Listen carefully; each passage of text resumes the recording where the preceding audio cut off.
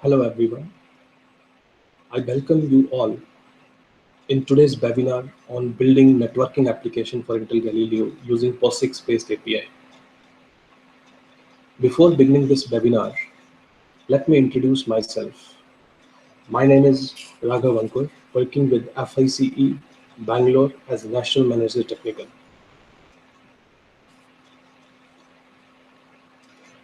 Let's understand today's agenda.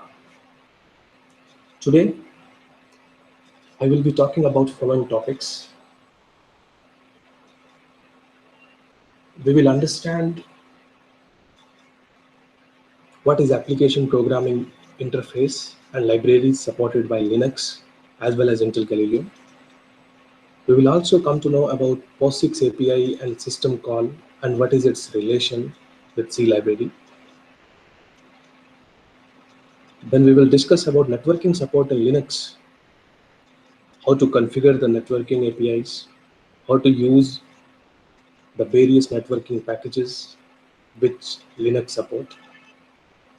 Then in the last, we will be having a case study where we build a networking application using Intel Galileo.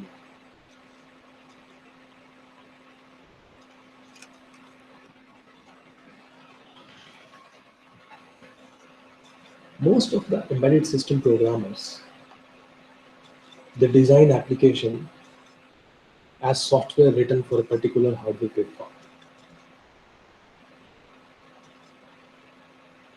This software we generally write as a set of functions, and we have various programming languages like C, Ada, Java, Python that supports embedded application development, provided the particular library is present at a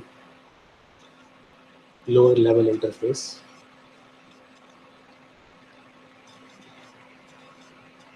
So most of the embedded applications, you can think of it is a task group that we have to write or set of functions we have to write. These functions, they indirectly call the lower part of the system software. We call it as libraries and APIs, so that writing a complex application for embedded programmer is becoming more easier. Let's talk about what is application programming interface and how we build the applications. Generally, we write applications in a language like C, Ada, Python, and then we have an application programming interface that generally consists of functions that application calls and hence request operating system services. So in a typical embedded Linux environment, we have an embedded processor as a target platform. On top of it, we have a kernel, which is the main part of the operating system.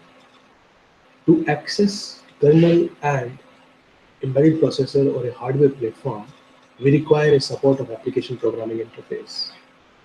And most of the applications or embedded application developer, they use this API to interact with the kernel. So application programming interface, it consists of functions that application calls and hence request operating system services. Let's understand what is operating system kernel. Now, most of the application that we design for a particular embedded Linux-based system, the role of RAM is very important.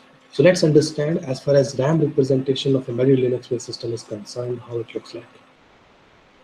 We divide the entire RAM area into two parts. One is kernel space, other one is user space. Kernel space is where the main operating system core, we call it as kernel, root file system, applications, and other Linux files, they reside. As far as user space belongs entirely to the applications that we design or that we develop. For example, if you're using a Firefox, if you're using a world processor, so these are the applications for the Linux operating system or kernel. They require a file system so that you can store your work in a world processor. In the same way, If you map RAM representation, lower part is always given to the kernel space and upper part of the RAM, it belongs to the user space. So stage one, always we have a bootloader. That the aim of the bootloader is to initialize the hardware, loading the kernel image on a controller, then transfer control to the Linux kernel. So that Linux kernel will bring up the entire system up, so that your application will recognize and it is able to run with the support of Linux kernel. As far as kernel initialization phase is concerned, they specify a platform-specific initialization. They bring up the entire kernel subsystems. It mounts the root file system, and then it jumps to user space. So stage one and stage two, they are dedicated to kernel space. Then stage three, where the user has space, where the applications are actually running. For example, if in Linux operating system we have a command prompt, we have a shell. So these all are the user space applications.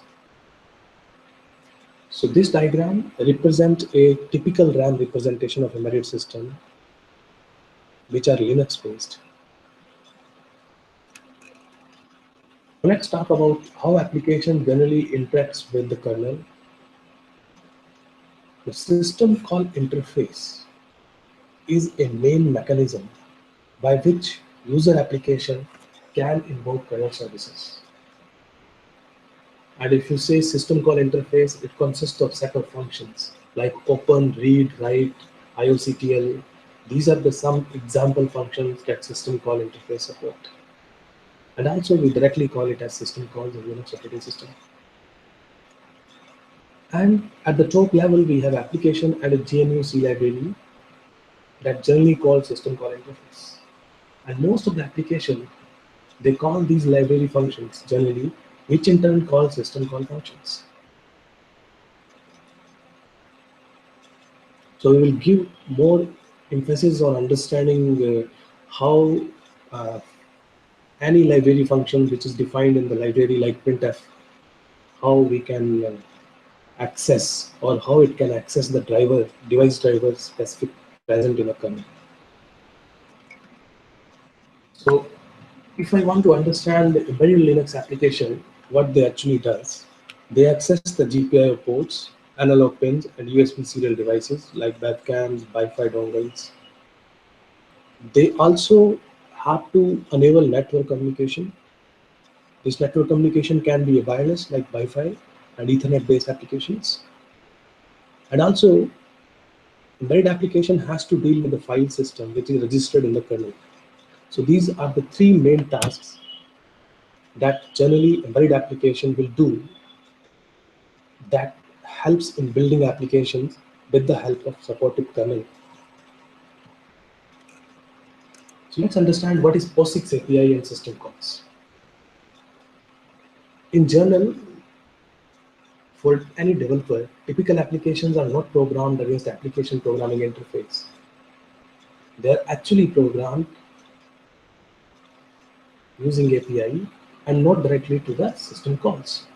So let's understand how the flow is. So most of you are aware of a printf function, which is defined under a C library.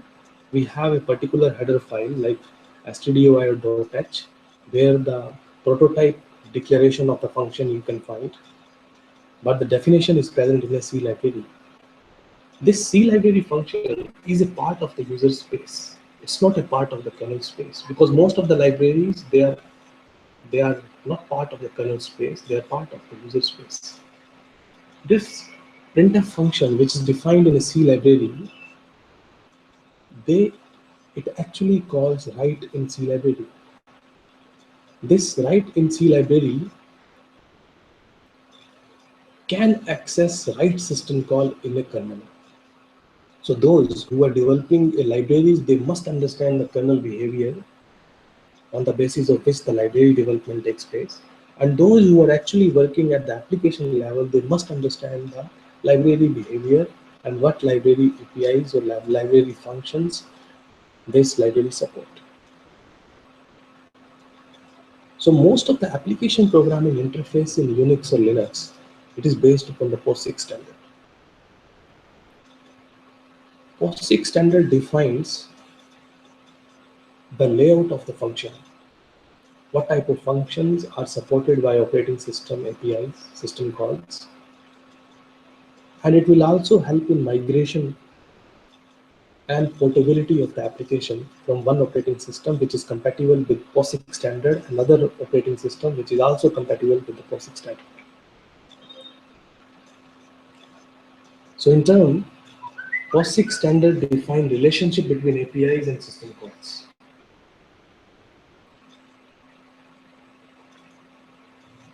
And as far as Linux system is concerned, C library is the main standard that includes system call interface, because most of the system call it is developed under the C library. So we understood how application libraries and kernel interacts with each other. So to access a Linux kernel operating system services, we have to access system calls. And then if application want to access the kernel services, like write system call, in this example, they have to call a C library, and on the behalf of application, C library interacts with the system call, which is write system call. So this is, let's understand more about POSIX API and system calls and what POSIX library generally support. These days, we are talking about multi-threading capabilities that must be supported by any operating system, as well as the dedicated hardware. Similarly, if two processes or two functions, they are deliberately accessing the shared memory region, at that time we require a protection mechanism, and this POSIX library, they support semaphore and mutex to protect critical region. So critical region is generally a space that is shared among two processes that is concurrently running or parallelly running. So multitasking, multi-threading capabilities, there are more chance of running a concurrent and parallel processes, and hence the protection of the critical region is mandatory. While two processes are running in a kernel space or operating system, so we require a inter-task communication facilities, and we use shared memory, message queues, pipes to so that two applications can interact with each other. They can share the data. Also, if we require a signal programming and timer objects that are very crucial when there is no data exchange between the library, but one process can give signal to another process. So then signal programming and timer library comes into the picture, which is well supported by POSIX API. So POSIX API support multi-threading capability. It also supports critical region protection mechanism using semaphore and mutex. It supports kernel objects like shared memory, message queue, pipes under inter-process communication techniques. Also, it supports signal programming and timer APIs. Let's talk about networking support in embedded Linux. A network device is an entity that sends and receives packets of data. We generally call it as internet packet or IP packet. From the user perspective or user space, network devices can be recognized by ETH0, ETH1, ETH2, and so on. So it means in Linux, everything is a file. So you find these network devices under directory. We call it as sys class net. And also dev ETH0, dev ETH1, dev ETH2. Also you can recognize in this way. But if you use a sys interface, so they are present under a sys class net. And these are what the real networking devices are. So ETH0, ETH1, and ETH2 represent real networking devices. So there are some configuration utilities available in Linux, like ifconfig utility, that helps you to know more about these network devices, which network device is active, which network devices is not active. So generally, if you use ifconfig space -a and press enter on a command prompt, you will understand what are the various Ethernet devices your board supports. So ETH0 here, it has two lines. One, it supports Ethernet, it is called Ethernet interface. It has a hardware which is called it as a MAC ID, and it is assigning a broadcast address as well as mask as well as internet address.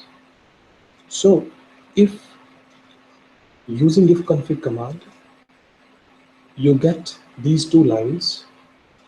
This indicates that this is an Ethernet device with a valid IP address, and that is what the active device available for us to work with. So ifconfig utility will help you to know about network devices which are active in nature while connected with the Ethernet support, Ethernet cable, which what is the IP address that is assigned to it.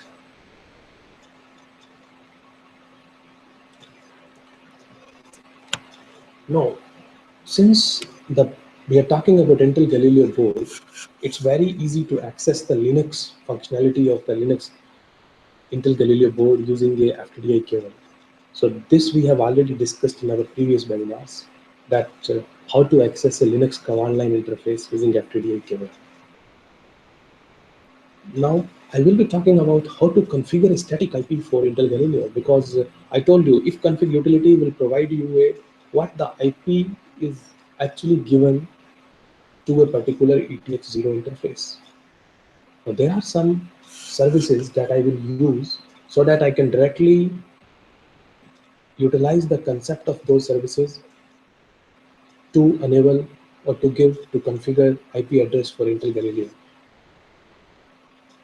I'm using a system call interface, and we have a function, we call it as system, and this code will help you to understand how to give a valid IP address for a particular Ethernet interface by Intel Galileo.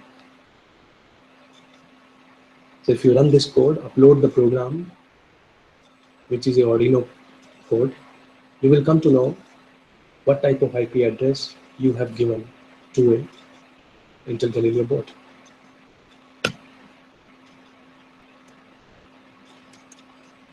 So let's talk about how we can build networking application using Intel Galileo.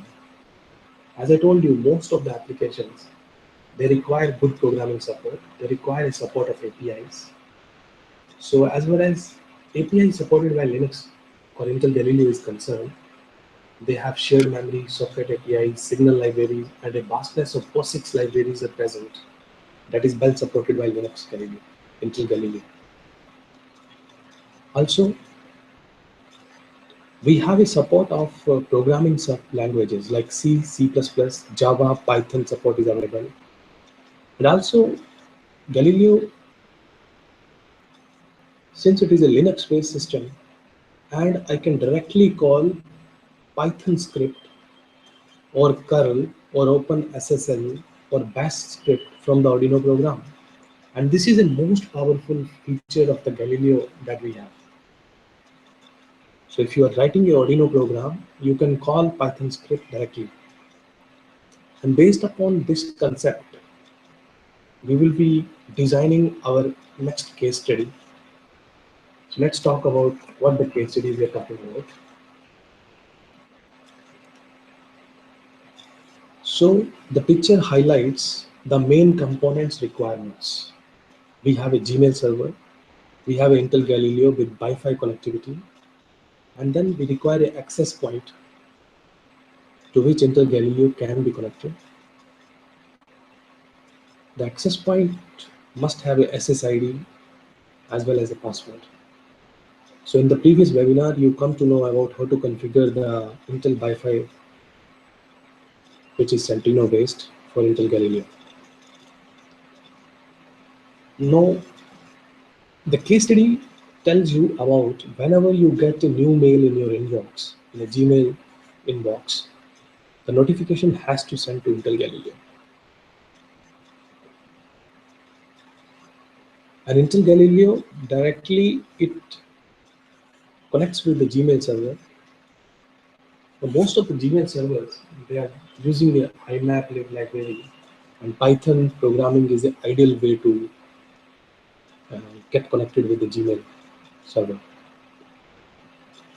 So that's why we will design application which is Arduino specific, but we call Python script that generally interacts with the Gmail server.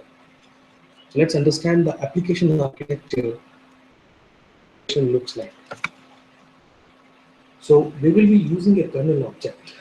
There are three kernel objects we will be using. One is signal object, another is timer object, another is pipe. Since timer object and signal object, they are not supposed to share data.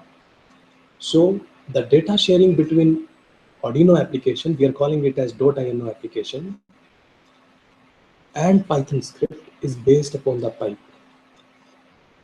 So pipe is a shared memory region, and pipe I am using as an inter-process communication between Python process as well as Arduino process. So in this application, Arduino application has to interact with the Python script. And this Python script, generally, it interacts with the Gmail server. And let us suppose I want to scan my inbox every 10 seconds. So Uno application or .ino application calls Python script based upon this signal as well as timer values every 10 seconds. Let us suppose Python script will return some data that is fetched from the Gmail server about number of 100 emails present in your inbox. So that data sharing between Python script and INO application, we can done using inter-task communication facility pipe. So that's where the role of the pipe comes into picture here. So this is a complete architecture as well as the application architecture is concerned for developing similar networking applications that interacts with the Gmail server. We are using a timer object and signal object because I want to make sure that Python script has to be called every 10 seconds. So there the role of a timer comes into picture. Whenever timer expires, we are sending a signal to a INO application to call Python script. So that's where the timer as well as signal programming concept comes into picture. So what you need to do, you have to configure Wi-Fi using command control networking utility. And command control is a utility which is readily available in Linux Image IoT Dev Kit. Then also you have to write a Python script that interacts with the Gmail server using BI return. And we are using a IMAP library to interact with your inbox. Then you have to design your INO application that calls Python script every 10 seconds using Arduino IDE. So these are the steps that you need to perform while building this application. So if you want to know more about networking application projects or similar projects or the same project, you can access from http://hackaday.io projects. So this website will give you various projects related to Intel Galileo and the project or the case study that I have taken also from this website.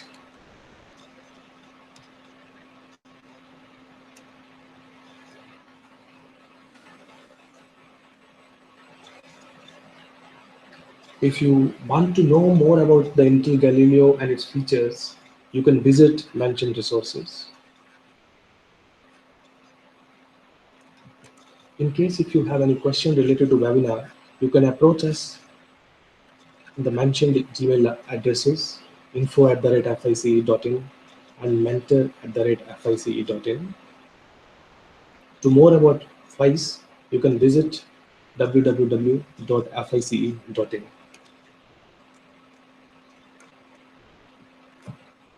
Thank you for patiently hearing me. Have a nice day.